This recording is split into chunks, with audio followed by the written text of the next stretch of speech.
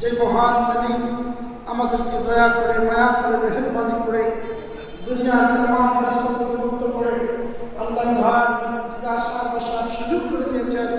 সেজন্য প্রাণ খুলে মন খুলে হৃদয়ের আবেগ অনুভূতি উজাড় করে আরেকবার বলি আলহামদুলিল্লাহ।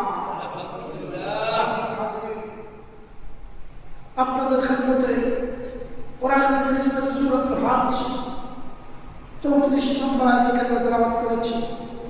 আল্লাহ পাক রব্বুল আলামিন এই আয়াতের উপর দু চারটি কথা বলার এবং সেই যে আমল করার তৌফিক দান করুন সবাই বলেন আমিন। মুআজ্জিজ হাজিরিন, এটা হলো জিলহজ মাসের প্রথম জুমা। এই জিলহজ মাস এটা হলো কুরবানির মাস। সুবহানাল্লাহ। এটা বছরের শেষ সর্বশেষ মাস হলো জিলহজ মাস।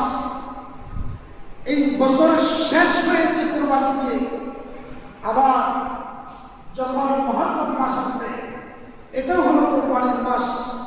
বছর শুরু হয়েছে কুরবানি দিয়ে। সুবহানাল্লাহ। আল্লাহ পাক রব্বুল আলামিনের দরবারে বান্দা কুরবানি করবে,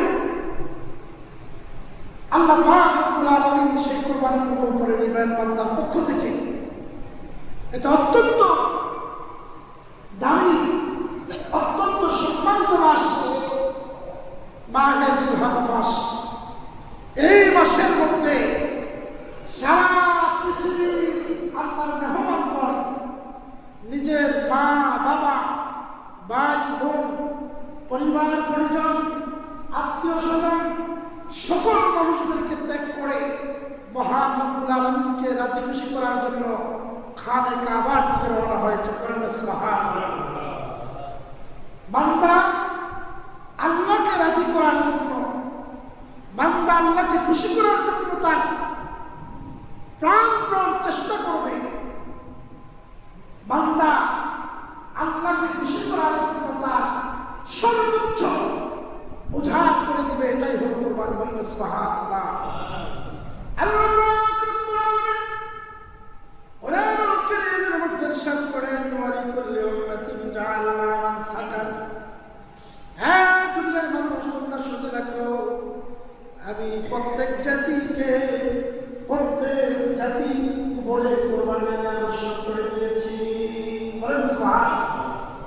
তাহলে বোঝা যায় এই কুরবানিটা শুধু আমাদের জন্য নয়, হযরত আদম থেকে শুরু করে সমস্ত নবীর উম্মতের উপর আল্লাহ পাক রব্বুল আলামিন কুরআন এই কুরবানি ফরজ করে দিয়েছেন, আবশ্যক করে দিয়েছেন। আল্লাহ পাক রব্বুল আলামিন তামাম আম্বিয়া কিরামের মধ্যে যে কুরবানি আবশ্যক হয়েছেন, কিন্তু তারা কোরবানির গোশত, কোরবানির মাংস এগুলো নেওয়ার মতো তাদের কোনো ব্যবস্থা ছিল না। একমাত্র আখিরি পয়গম্বর আল্লাহ পাকের বন্ধু মুহাম্মদুর রাসূলুল্লাহ সাল্লাল্লাহু আলাইহি ওয়াসাল্লামের উম্মতরা এই সুযোগ পেয়েছে। আল্লাহ বলেন, লা ইয়ানালুল্লাহু লুহুমুহা ওয়ালা দিমাউহা ওয়ালাকিন ইয়ানালুহুত তাকওয়া মিনকুম। আমি কুরবানির গোশত নেই না, মাংস নেই না, আমি চাই বান্দার তাকওয়া। সুবহানাল্লাহ। বান্দার তাকওয়া আল্লাহ গ্রহণ করে। আল্লাহ বলেন, প্রত্যেক উম্মতের উপর আমি কুরবানি আবশ্যক করে দিয়েছি। কেন আবশ্যক করলাম? এই জন্য লিয়াজকুরু, তারা যেন স্মরণ করতে পারে, ইসমাল্লাহ, আল্লাহর নাম স্মরণ করতে পারে, আলা মা রাযাকাহুমুল্লাহু মিন বাহিমাতিল আনআম। আমি তাদেরকে যে সমস্ত চতুষ্পদ জন্তু তাদের জন্য হালাল করে দিয়েছি, ওই সমস্ত পশুর উপরে তারা যেন আমার নাম তারা জপন করতে পারে। চতুষ্পদ জন্তু, সমস্ত চতুষ্পদ জন্তু কিন্তু আমাদের জন্য হালাল, সব কিন্তু হালাল না। যেই সমস্ত চতুষ্পদ জন্তুগুলো হালাল, যেমন কি গরু, ছাগল, ওট, দুম্বা, ভেড়া, মহিষ, এই সমস্ত চতুষ্পদ জন্তু দিয়ে কোরবানি করার কথা বলা হচ্ছে। বলেন সুবহানাল্লাহ।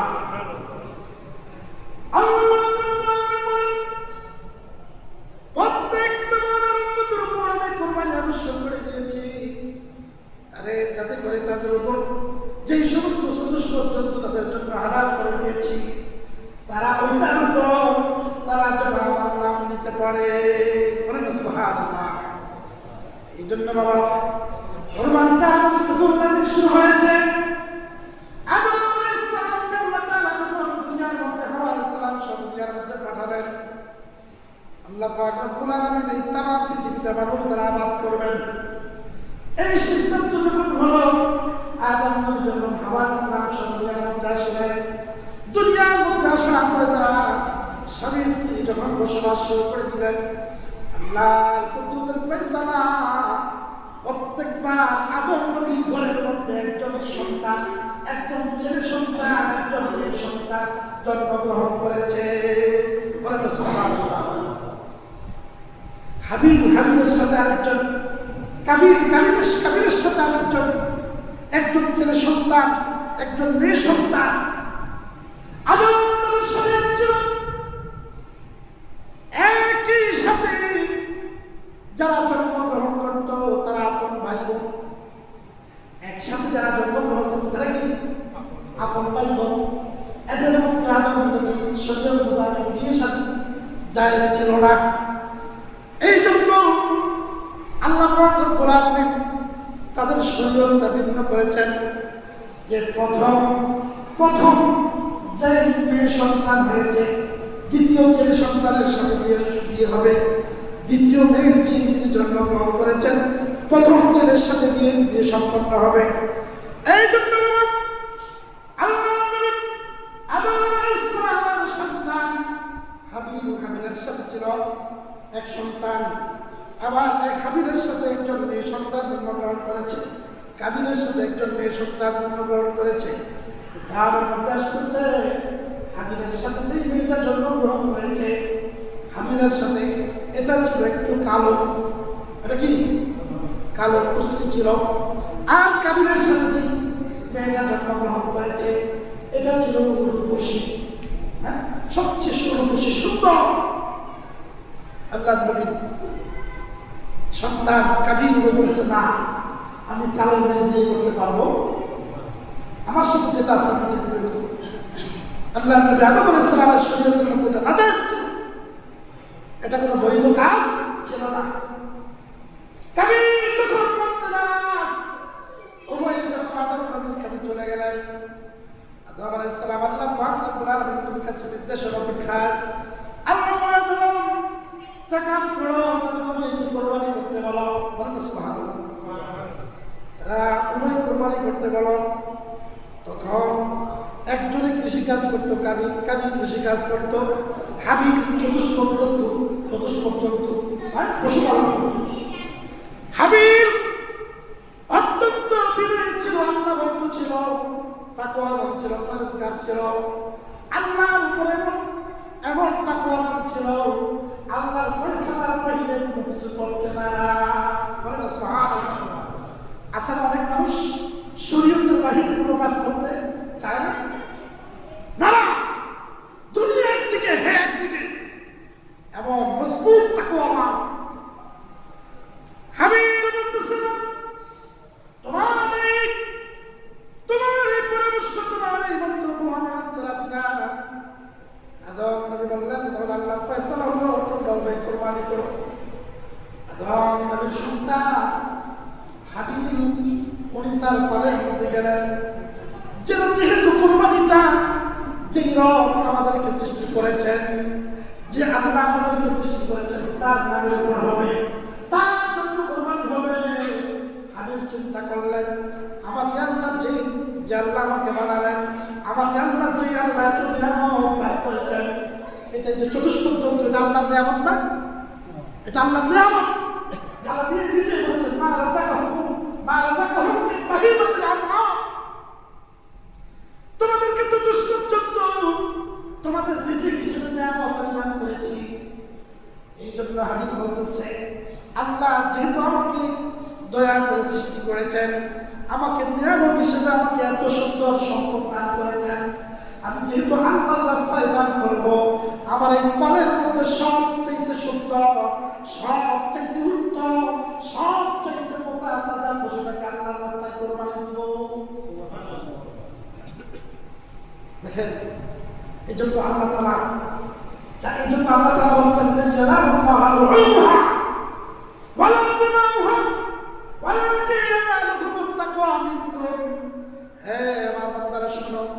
তোমাদের কোরবানির রক্ত আমি চাই না, তোমাদের কোরবানির মাংস আমি চাই না, আমি চাই তোমাদের তাকওয়া। এই জন্য বান্দা, আল্লাহ বান্দার পোশাক দেখে না, বান্দা সৌন্দর্য চেহারা দেখে না, বান্দা আমল দেখে না। আল্লাহ পাক রব্বুল আলামিন বান্দার সরাসরি কলবের দিকে বান্দার নজর দেন। আল্লাহ সরাসরি কি দেখে? বান্দার অন্তর থেকে বলছে, হাবিব চিন্তা করলেন যেহেতু কুরবানি আল্লাহর নামে হবে, তিনি তার কালের মধ্যে থেকে উত্তম মোটা তাজা সব দেখতে দেন, দামি পশুটাকে কোরবানির রাস্তার জন্য কবুল করলেন। আর হাবিব অকৃতজ্ঞ ছিল, হাবিব অকৃতজ্ঞ থাকার কারণে আল্লাহ যেই সমস্ত নিয়ামত তাকে দান করেছে, এটা আল্লাহর নিয়ামত হিসেবে স্বীকৃতি দিতে নারাজ। আর হে চিন্তা করলো, আমি এত কষ্ট করে কৃষিকাজ করে এইগুলো বপন করেছি। আচ্ছা বলেন, আপনি হাজার কষ্ট করতে পারেন, কৃষিকাজ ফলাইতে পারবেন? আল্লাহ যদি না দেয়, আল্লাহ না দিলে কৃষি ফলানো সম্ভব? একটা জিনিস চিন্তা করে দেখেন, চতুষ্পদ জন্তু যখন বাছুর, ছোট বাছুর দেয় না, আল্লাহর কুদরতি ভাবে তার ওলানের মধ্যে দুধ আসে যায়, আসে না? আচ্ছা, বাছুর ছাড়া কি দুধ আসে? যারা বাছুর পালে তারা তো জানেন বাছুর ছাড়া কি দুধ আসে। কেন?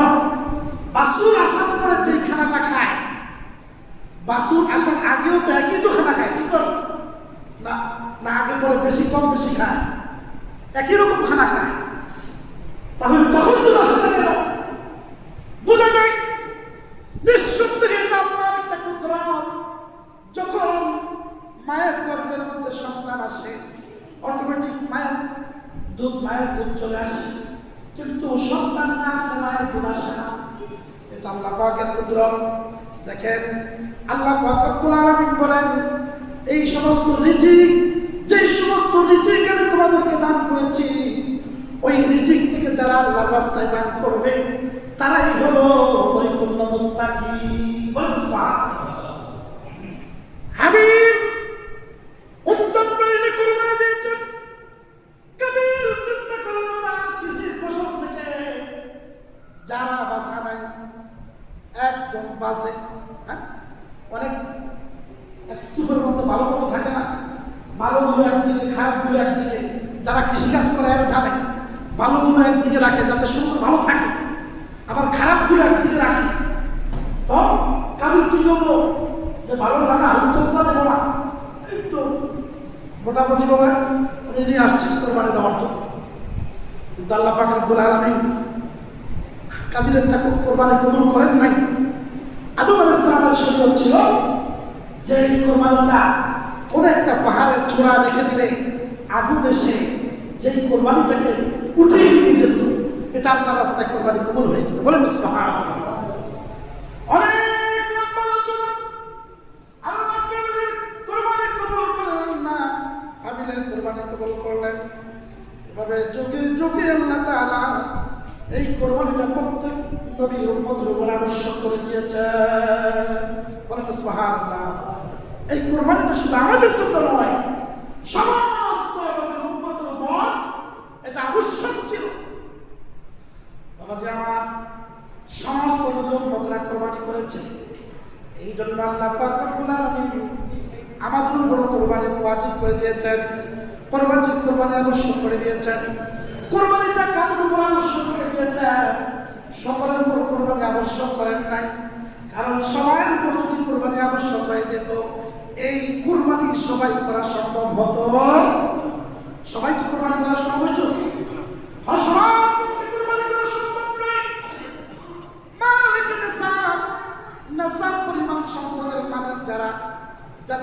যাকাত ফরজ, তাদের উপরে কুরবানি ফরজ করে দিয়েছেন। কিন্তু যাকাতের জন্য 1 বছর হওয়া শর্ত, কিন্তু কুরবানির জন্য 1 বছর হওয়া শর্ত নয়।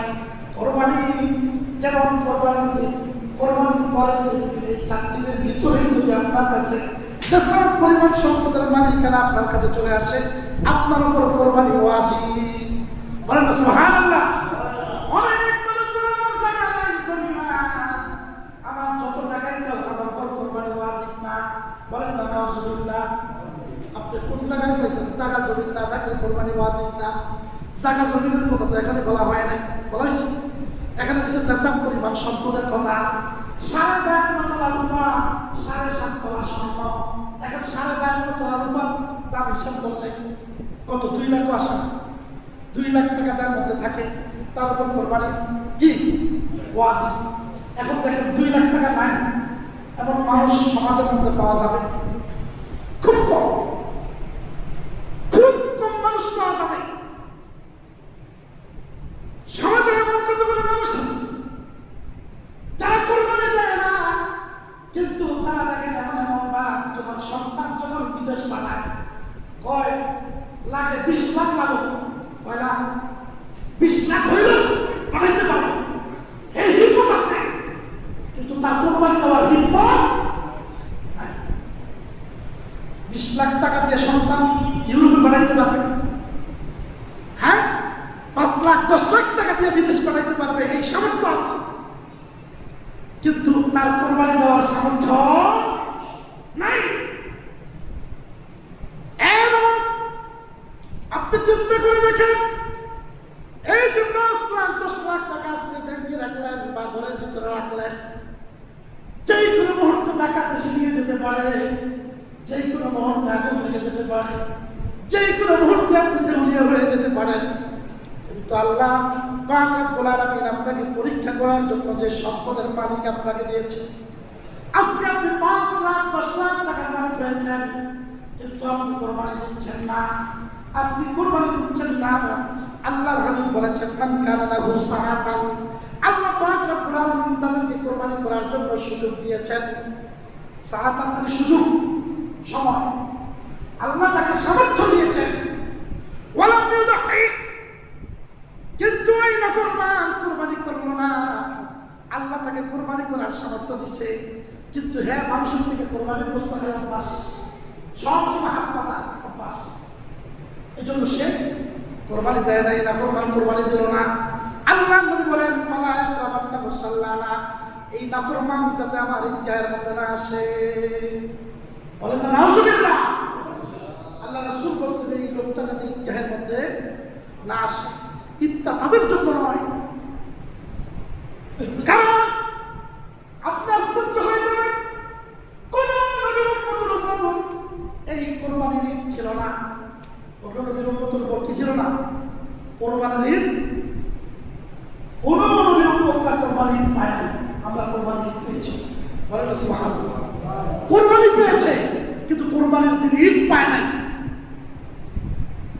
একমাত্র আমাদের নবী উসিলায় আল্লাহ তাআলা আমাদেরকে কোরবানির দিন, এটা ঈদের দিন ঘোষণা করেছেন। বলেন সুবহানাল্লাহ।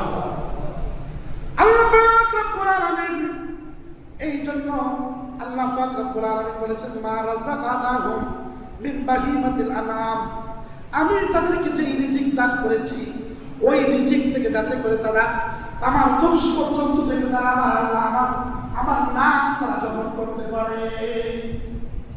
এই জন্য বাবা কোরবানি যখন দেওয়া হয় তখন কার নামে দেওয়া হয়?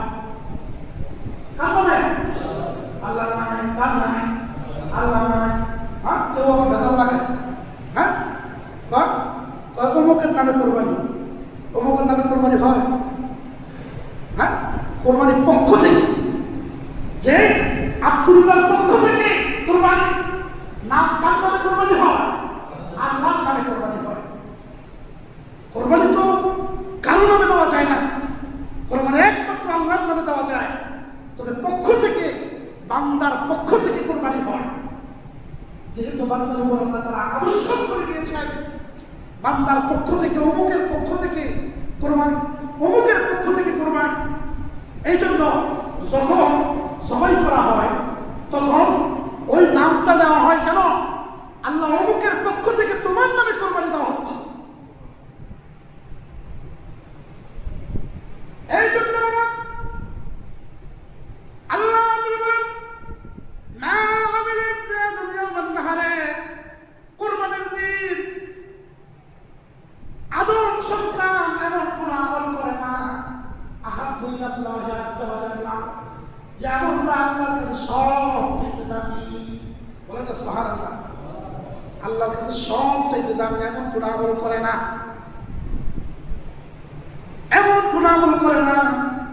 হ্যাঁ, মিন হেরা করতাম, রক্ত প্রবাহিত ছাড়া, কোরবানি রক্ত প্রবাহিত ছাড়া এমন কোন উত্তম কোন আমল করে না। ওই কোরবানির দিন আপনার নামাজ, আপনার রোজা, আপনার হজ, আপনার যাকাত, আপনার দান সদকা যত কিছু করবেন সব কিছুর চাইতে উত্তম আমল হলো আল্লাহর রাস্তায় কোরবানি দেওয়া। বলে তো সুবহানাল্লাহ। আল্লাহর রাস্তায় কোরবানি দেওয়া এটা আপনার সমস্ত আমল থেকে উত্তম।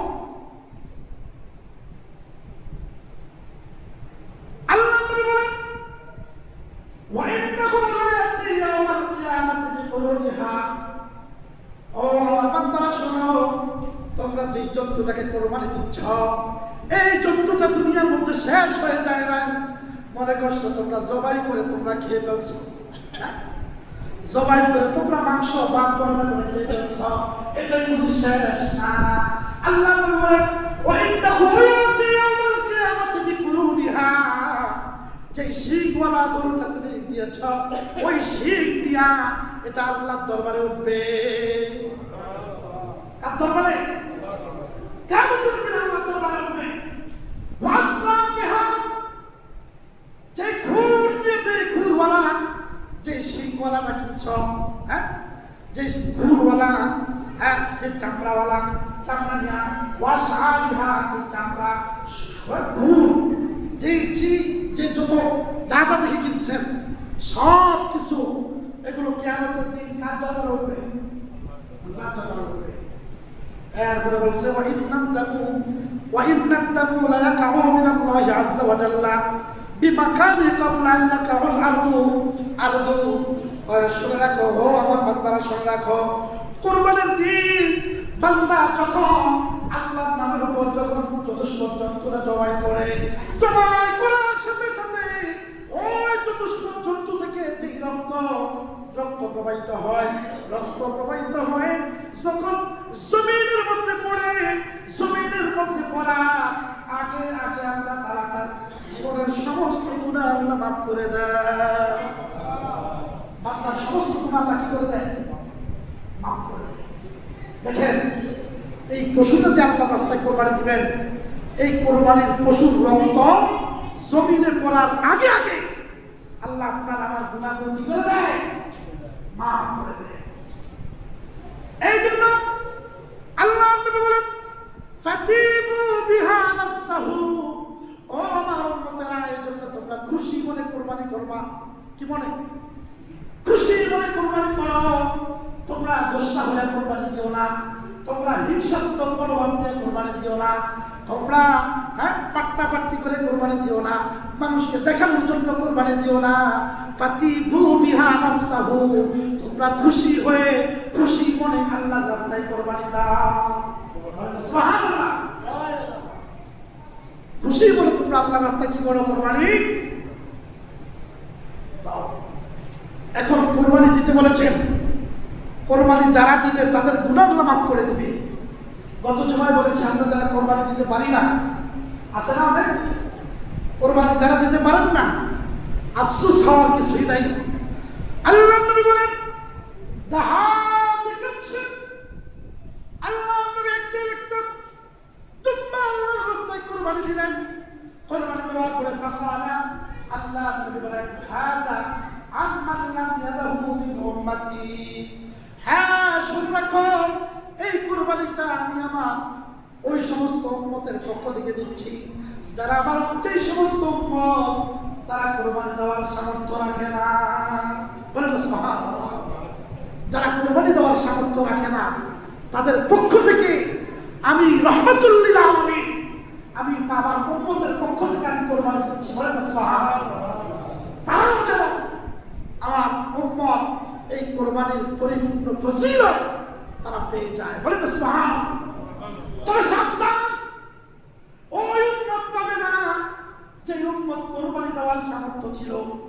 আছে না?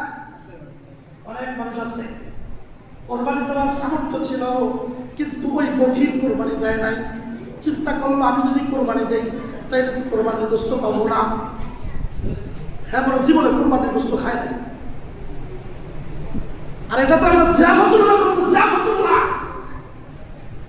আপনি যদি কোরবানি দেন অটোমেটিক আপনার ঘরে কোরবানির গোস্ত চলে আসবে। কারণটা কি? কারণ কোরবানি যারা দিবে তাদের জন্য দেখেন, তাদের নিজের হক, নিজের পরিবারের হক, নিজের আত্মীয় স্বজনের হক আছে না? পাড়া প্রতিবেশীর হক আছে না? আছে। আবার অনেক বকিল আছে, হ্যাঁ এক টুকরা গোস্ত খায় না, কিন্তু ফ্রিজ ঘরের মধ্যে তিনটা, কয়টা? তিনটা চারটা। হ্যাঁ, মানুষকে দেয় না, জম করে আর কষাই দিয়ে বানায় আর খালি নিজের ফ্রিজটা ঢুকায়। আছে না এরকম? আরে কোরবানি দিয়েছ আল্লাহর নামে, আল্লাহ যে দয়া করেছে তোমার উপর, তুমি গোস্ত খাইতে পারতেছ, এটাই তোমার হিসাব। তোমার ডায়াবেটিসে পাওয়া গেছে, এক টুকরা গোস্ত খাইতে পারতেছ না, তো তুমি ফ্রিজ দুইটা তিনটা সমানে সবগুলো ফিল আপ করো। গরিব মানুষ সাথে ঢুকতে না পারে, দরজা একটার উপর তিনটা লাগাও। এটা কি মুসলমানের কাজ? আল্লাহ তাআলা জিয়াফাতুল্লাহ বলছে, জিয়াফাতুল্লাহ। কোন সমাজের একজন লোক যদি গোস্ত না পায়, সমাজের সব মানুষগুলো যারা দায়িত্ববান সবাই দায়ী থাকবে। এই জন্য সমস্ত মানুষগুলো যাতে ওই দিন গোস্ত পায় একটু খেয়াল রাখবেন। সবচেয়ে উত্তম হলো প্রথম দিন কোরবানি দেওয়া। আপনাদের মধ্যে অনেক মানুষ ইচ্ছা করে, কারণ পরের দিন থেকে কোরবানির মানুষ কম আসবে, করবেন কখন? উত্তম হুজুরের কারণে 3 দিন পর্যন্ত কোরবানি দেওয়া যায়। যাবে এক জিনিস, উত্তম আরেক জিনিস না। উত্তম হলো কোরবানির দিন সবার ঘরে ঘরে গোস্ত বসবে, আপনার অংশীদার গোস্ত পাইল না, কেমন? এজন্য বাবা রাসূল সাল্লাল্লাহু আলাইহি ওয়াসাল্লাম বলেছেন, বিকুল্লি শাআতুন হাসানা। তোমরা কি জানো কোরবানি কি? কোরবানি এটা কোরবানির পশুর প্রত্যেকটা পশমের বিনিময়ে আল্লাহ তাআলা তোমাদেরকে হাসানা, আল্লাহ তাআলা তোমাদেরকে নেকি দান করবে। বলেন না সুবহানাল্লাহ। সাহাবীরা বলতেছে, ইয়া রাসূলুল্লাহ, চতুষ্প জন্তুর মধ্যে সবচেয়ে বেশি পশম থাকে বেড়া, ঠিক না? বেড়ার মধ্যে সবচেয়ে বেশি কি থাকে? পশম থাকে না? চতুষ্প জন্তু যত আছে, সমস্ত চতুষ্প জন্তুর মধ্যে বেড়ার ভিতরে সবচেয়ে বেশি। সাহাবীরা বলতেছে, ইয়া রাসূলুল্লাহ, ফাসসাফু, কই বেড়ার মধ্যে যেই পরিমাণ পশম আছে এই পরিমাণ নাকি কি আমরা পাবো? হ্যাঁ হ্যাঁ ইয়া রাসূলুল্লাহ, ক্বালা বিকুল্লি শাআরাতিন মিনাস সাওম হাসানা। বলেন না সুবহানাল্লাহ। প্রত্যেক মেষ বেড়ার ভিতরে যত পশম আছে সমস্ত পশমের পরিমাণ সওয়াব আল্লাহ তাআলা তোমাদেরকে দান করবেন। বলেন না সুবহানাল্লাহ। বাবা, যারা যাদের উপর কোরবানি ওয়াজিব, আল্লাহ তো বলে নাই তুমি 2 লাখ টাকা কোরবানি দিতে হবে, 3 লাখ টাকা দামের গরু কোরবানি দিতে হবে। বলছে একটা ছাগল কোরবানি দিতে হবে কিনা? দুম্বা, গরু, ছাগল, উট, মহিষ, দুম্বা, আপনার কোনটা সামর্থ্য আছে আপনি দেখেন, এটা কি হবে? এই যে আপনি কোরবানি দিলেন, এটা আপনার ফুল সালাতের বাহুল হয়ে যাবে। বলেন সুবহানাল্লাহ। দেখেন ইব্রাহিম আলাইহিস সালাম যখন ইসমাঈল আলাইহিস সালামকে কোরবানি দিয়ে দেওয়ার জন্য নিয়ে যাচ্ছে, হাতে বাঁধলেন, পায়ে বাঁধলেন, বাঁধার পরে ইসমাঈল বলে, বাবা আমার চোখে তোমার দৃষ্টি আমার চোখের মধ্যে লেগে যায়, তোমার বাপ সন্তানের ভালোবাসার একটা মহব্বতের দৃষ্টি যদি লেগে যায়, আল্লাহর আদেশ তুমি পালন করতে পারবা না। বলেন সুবহানাল্লাহ। সন্তান কেমন, বাপ কেমন? বলছে বাবা আমার চোখের মধ্যে বেঁধে ফেলো, চোখের মধ্যে বাঁধা পড়ে। যখন ইব্রাহিম নবী যখন দাঁড়িয়ে ছুরি দিয়ে যখন জবাই করার জন্য ইসমাইলকে নিয়ে যাচ্ছেন, পাথরের উপরে যখন শোয়ানোর পরে যখন জবাই করবেন, যেই মুহূর্তে জবাই করবেন, আল্লাহ বলেন জিবরাইল যাও, মুহূর্তে দেরি করবা না, যাও তাড়াতাড়ি। আমার বন্ধু তার সন্তানকে তরবারি ও ধারালো তরবারি দ্বারা জবাই করে দিচ্ছে, যাও যাও তাড়াতাড়ি, আমার সন্তান যেন তার সন্তানকে যেন জবাই করতে না পারে। বলেন সুবহানাল্লাহ।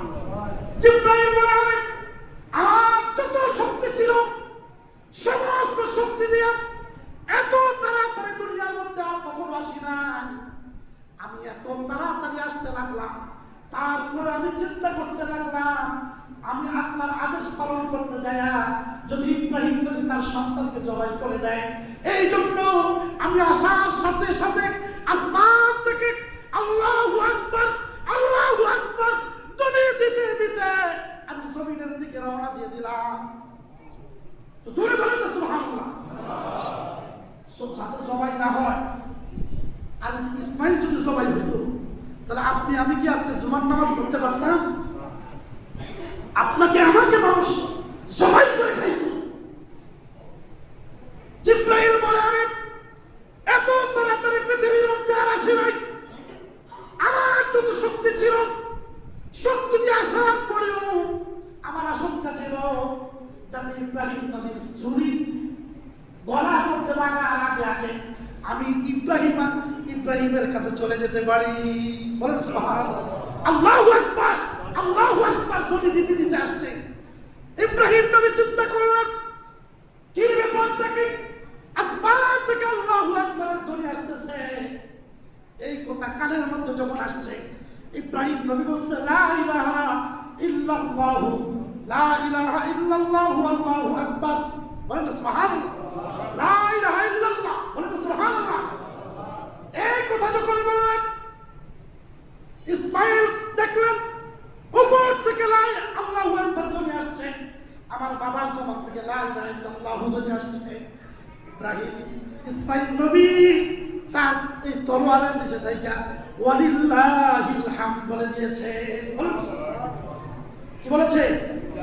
ওয়ালিল্লাহিল হামদ, আল্লাহ যত প্রশংসা আছে সব তোমার জন্য। আরে বাবা, তরবারের নিচে থাইকা আল্লাহর প্রশংসা করা এটা এত সহজ মনে করলে আপনি বিপদে পড়ে দেখেন না।